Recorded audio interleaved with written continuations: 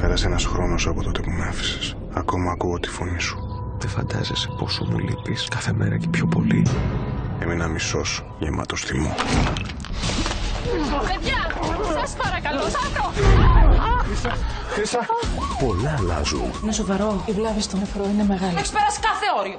Τι είναι πιο σημαντικό, η αγάπη σου για τη Χρύσα ή το μίσος σου με το Σταύρο? Τα όνειρα όμως υπάρχουν ακόμη. Μπορώ να περάσω. Έρωτες, πάθη και νέα πρόσωπα στη συνέχεια της συγκλονιστικής σειράς. Είμαι πανέτοιμος, μην ανησυχείς. Κλεμμένα όνειρα. Κάθε βράδυ στις 9 και 4.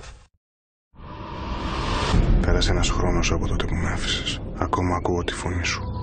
Ή το μίσος σου με το Σταύρο? Τα όνειρα όμως υπάρχουν ακόμη. Μπορώ να περάσω. Έρωτες, πάθη αλλάζουν. Είναι σοβαρό. Οι βλάβες στο νεφρό είναι μεγάλες. Έχεις περάσει κάθε όριο. Τι είναι πιο σημαντικό, η αγάπη σου για τη Χρύσα? Φαντάζεσαι πόσο μου λείπεις κάθε μέρα και πιο πολύ. Έμεινα μισός, γεμάτος θυμό. Παιδιά, σας παρακαλώ, Σάκο!